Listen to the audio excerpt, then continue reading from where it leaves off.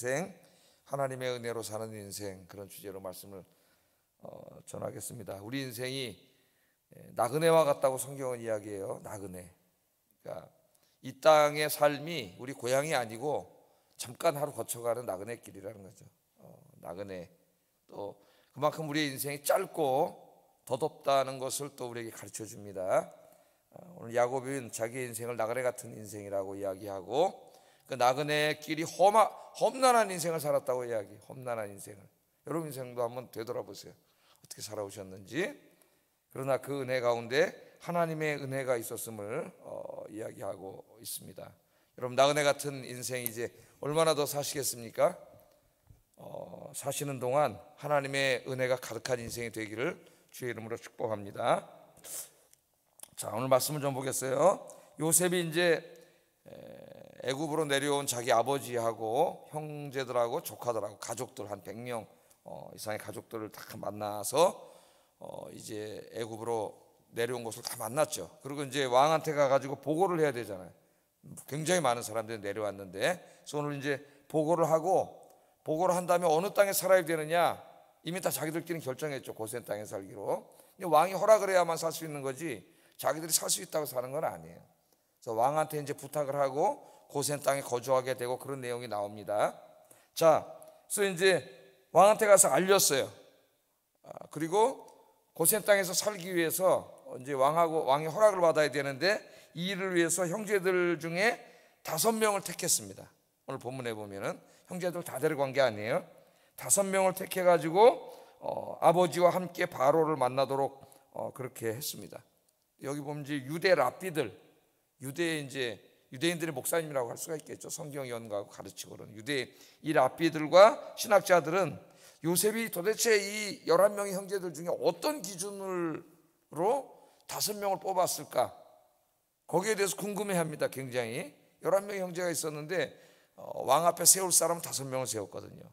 근데 이 5명이 이제 왕한테 고센 땅에 살게 해달라고 부탁을 하고 허락을 얻어야 되니까 굉장히 중요한 일을 맡은 거예요. 왜냐하면 이거는 단지 이민 가서 자기들 보기에 좋은 땅에 사는 문제가 아니잖아요. 그것을 훨씬 넘어서는 문제라는 것을 어제 공부했습니다. 고센 땅은 애굽의 중심지로부터 멀리 떨어져 있는 변방에 있는 초지이기 때문에 거기에 있어야 애굽의 주류 사람들과 거래를 하지 않고 좀 독립되게 살 수가 있어요. 공동체를 이뤄서. 그래야 애굽의 종교와 문화, 하나님 기뻐하지 않는 종교와 문화로부터 자기 가족을 보호할 수가 있습니다. 신앙적으로. 뿐만 아니라 다시 약속의 땅을 하나님 주신다고 약속했기 때문에 가나안 땅을 돌아갈 때에도 신속하게 돌아갈 수 있는 땅이에요. 단지 어떤 인간의 선호도 때문이 아니라 하나님의 언약이 달려있는 굉장히 중요한 사명입니다. 5명을 뽑았습니다. 자, 유대인들이 뭐 관심을 갖는다 할지라도 성경을 읽어보면 어떤 기준으로 뽑았는지는 정확하게 얘기하고 있지는 않아요. 근데 어떤 사람을 뽑았을 것 같아요? 요셉이.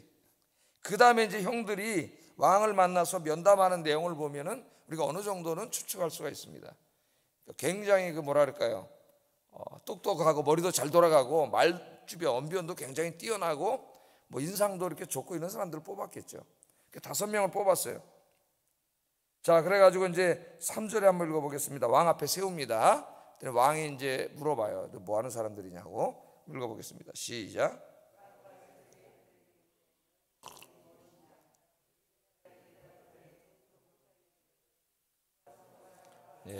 당신들 도대체 너희들 생업이 뭐냐? 뭐해 먹고 살던 사람들이냐? 그렇게 물어봤더니 종들은 목자입니다. 그렇게 얘기하라고 이미 가르쳐줬죠, 요셉이. 왜냐하면 애굽인들은 목자는 좀 지저분하게 생각하고 그러기 때문에 자기네 깨끗한 거기 근처에 오는 거 싫어해요. 그래서 좀 그 애굽의 이 문화, 도시 문명이 발달한 곳에서 좀 멀리 떨어져 있는 그런 곳에 이제 가게 할 게 뻔하죠. 그래서 이제 고센 땅에 있었는데, 자, 그들은 고센 땅에 머물기 위해서 이제 목자라고 말하라 그랬습니다. 그래서 목자라고만 이야기하면 되는데 오늘 형들이 보면은 더 지혜롭게 말을 해요. 종들은 목자이온데 우리와 선조가 다 그러합니다. 그러니까 우리 조상 때부터 우리는 목자들입니다, 그 말이죠. 요셉은 목자라고 말만 하라 그랬어요. 그런데 이 5명의 형들이 아마 논의를 한 것 같습니다. 고센 땅에 살아야 되는데 왕의 허락을 받으려면은 우리가 목자라는 걸 분명하게 저 왕이 믿고 신뢰하고 이 사람들은 거기 살아야 되겠구나 하게끔 만들어야 되거든. 그러니까 자기들끼리 아마 연구하고 생각을 하고 아마 토론을 했을 거예요. 그래서 그냥 목자라 그러지 말고 우리 선조 때부터 조상 때부터 우리는 이것만 해서 먹고 살던 사람입니다. 이렇게 얘기를 하자. 그러면 더 그 사람이 우리를 확실히 믿고 우리가 고산 땅에 살 수 있을 거 아니냐.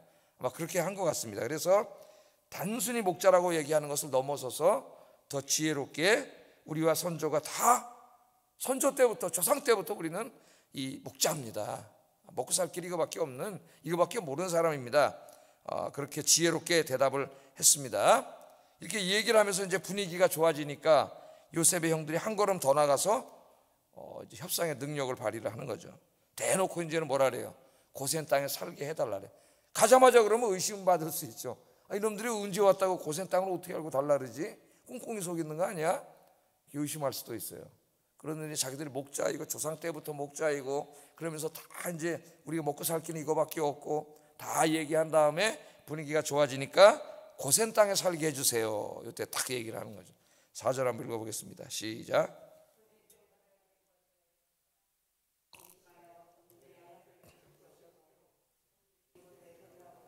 원하건대 종들로 고센 땅에 살게 하소서. 이때 이제 분위기가 딱 좋아지니까 이때 딱 얘기를 하는 거니까 굉장히 지혜롭게 언변도 뛰어나지만은 그 타이밍도 적절하고 분위기도 다 조성하고 굉장히 지혜롭게 일을 한 거예요. 그러니까 그렇게 할 수 있는 5명을 뽑은 거죠. 그랬더니 바로가 허락했어요, 안 했어요? 바로가 허락을 합니다. 5절 6절 한번 읽어보겠습니다. 시작. 내게 왔은즉 애굽 땅이 네 앞에 있으니 땅의 좋은 곳에 네 아버지와 내 형들이 거주하게 하되 그들이 고센 땅에 거주하고 그들 중에 능력 있는 자가 있거든 그들로 내 가축을 관리하게 하라. 그래서 기분이 좋아져가지고 그래? 그럼 고센 땅 니네들이 거기 원하면 고센 땅에 살게 하고 양들을 그렇게 조상 때부터 쳤다르니까 내 가축과 양들도 좀 니네들이 돌봐라. 왕이 기분이 좋아가지고 그렇게 말하는 이야기가 나옵니다. 그래서 여기서 우리가 하나 이제 좀 아침에 적용해야 할 것이 뭐냐면은 지금 이 사람들은 단지 살 것만을 달라 그러는 게 아니에요. 하나님의 언약이 성취되게 해야 되는 굉장히 중요한 사명을 띠고 왕 앞에 선 겁니다. 처음 보는 왕 앞에 이걸 굉장히 지혜롭게 잘 감당한 거죠. 최선을 다해서 어떻게 해야 우리가 고센 땅에 살 수 있을까 자기들끼리 생각하고 연구하고 토의를 하고 그래서 이제 성공을 한 거죠. 거기에 하나님이 우리 인생길에 맡겨주신 일들이 있습니다. 그러면 새벽에 또 이렇게 오시는 분들은 새벽 기도의 사명이 있고 기도의 사명이 있고 또 교회에서 이런저런 많은 일들을 맡겨주셨는데 하나님이 맡겨주신 일은 어떻게 해야 돼요? 대충 하거나 게으르게 하거나 무계획하게 막 이렇게 막 산발적으로 이런 식으로 하면 안 되겠죠. 철저하게 계획하고 최선을 다하고 열매를 맺고 결실을 맺기 위해서 최선을 다해야 됩니다. 오늘 요셉의 형들처럼 맡겨준 사명을 잘 감당하시는 여러분 열매 맺는 여러분 되길 주의 이름으로 축복합니다. 사역의 열매는 하나님이 주신 작은 축복이라고 생각을 해요. 이건 목회자에게나 또 우리 성도님들에게도 마찬가지입니다. 자, 그 다음에 이제 형들과 바로의 이제 이렇게 만남이 끝난 이후에 요셉이 아버지 야곱을 바로에게 이제 인도해서 만나게 하는데, 자, 애굽에는 왕이 있고 야곱 이쪽에는 이제 아버지 늙은 노인이죠. 나이가 이때 130살 되었던 야곱이 이제 두 사람이 만나는데 두 사람이 만나면 왕의 만남, 왕들의 만남이나 마찬가지예요. 저쪽은 왕이고 이쪽은 비록 뭐 한 100명의 가족의 수장인 아버지 혹은 할아버지 노인에 불과하지만은 하나님 나라의 왕이죠, 사실은. 그래서 두 왕이 이제 이렇게 만나는 장면이 나와요. 그런데 야곱이 바로를 만나면서 바로를 축복합니다. 축복. 7절 한번 읽어보겠습니다. 시작. 야곱이 바로에게 축복하며, 축복한다는 말은 원래는 이제 뭐예요? 복을 비는 거죠. 쉽게 얘기하면 하나님의 복이 당신에게 임하기를 원합니다. 하나님께서 당신의 인생에 큰 복을 주시기 원합니다. 왕이니까 왕이요, 당신의 권력과 당신의 부가 당신의 나라에 하나님의 큰 은총이 임하기를 원합니다. 이런 식으로 하는 게 뭐예요? 축복이죠. 축복. 복을 비는 거예요. 야곱이 상대는 왕인데 당대 최강국의 왕이고 여기는 저 시골에 사는 할아버지에 불과한 거죠, 사실은. 그런데 할아버지가 딱 서서 왕을 축복하는 이런 놀라운 장면이 오늘 본문에 나옵니다. 여기 축복은 단순한 축복이 아니라 하나님의 약속이 이루어지는 장면이, 하나님이 아브라함을 택했을 때 창세기 12장에 복을 주셨죠. 그러면서 어떤 복을 주셨냐면 너는 네 자신이 복이 되고 또 너로 인하여 모든 열방과 민족이 복을 받는 복의 근원이 되라, 이런 복을 주셨어요. 복의 근원. 그러니까 우리 하나님 믿는 사람들은 복의 근원이, 나도 하나님의 복을 받아야 되지만은 나 때문에 내 주변에 있는 사람들, 나를 만나는 사람들이 하나님의 복을 받게 하는 복의 근원이 돼야 돼요. 복은 이렇게 고여 있으면 안 됩니다. 하나님이 여러분에게 주신 게 뭐든지 그 복은 다시 흘러가야 돼요. 그렇지 않으면 고여서 썩어요. 그 하나님 주신 복이 올무가 돼, 우상이 될 수가 있어요. 그게 돈이든 뭐든 하나님 주신 것은 다시 흘러나가야 돼요. 하나님의 영광을 위해서, 어려운 이웃들을 위해서 흘러나가지 않으면 그게 하나님이 된다니까요. 그게 우상이에요. 인간이 자기가 만드는. 어쩜 우리 많은 그리스도인들이 오늘날 계속 우상을 만들고 있는지도 몰라요. 그런데 이제 이 복의 근원이 되려고 하는 이 놀라운 하나님의 사명을 야곱이 열방의 복의 근원이 돼야 되는데, 그 당시 열방 중에 최고의 국가인 애굽의 왕 1인자 앞에서 그걸 축복하는 거죠. 축복하고 있어요.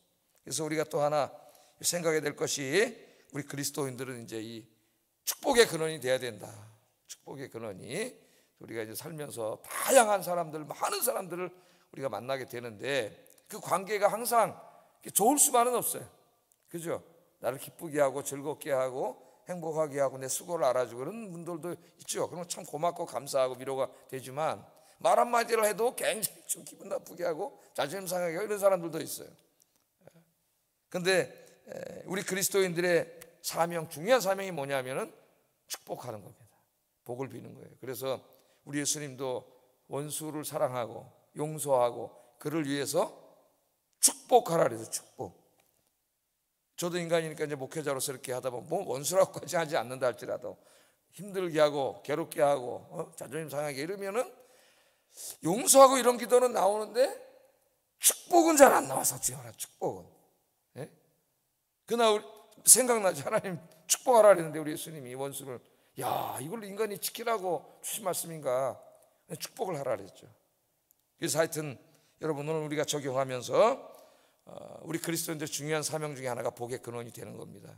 여러분의 입을 통해 험담하고 뭐 저주하고 욕하고 그런 거 하지 말고 항상 여러분의 입술을 통해 다른 사람을 축복하는 축복의 인생이 되기를 주의 이름으로 축복합니다. 이렇게 야곱이 축복했더니 애굽 왕이 기분이 좋아가지고 호의를 베풀잖아요. 오늘 본문에 보면 가는 게 있어야 오는 게 있는 거죠. 먼저 우리가 줘야죠. 그리스도인들 11절 12절 어떻게 호의를 베풀었는지 한번 읽어보겠습니다.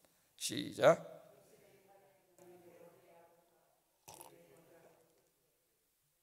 좋은 땅 람셋을 그들에게 주어 소유로 삼게 하고 또 그의 아버지와 그의 형들과 그의 아버지의 온 집에 그 식구를 따라 먹을 것을 주어 봉양하였더라. 왕이 기분이 좋아져가지고 고센 땅만 준 게 아니라 당장 먹을 게 없잖아요. 당장 먹을 풍성한 식량도 다 이렇게 주셔요. 그래서 하나님께서 우리들이 하나님이 기뻐하시는 삶을 살면 믿지 않는 사람들을 통해서도 하나님이 우리의 필요를 공급해 주세요.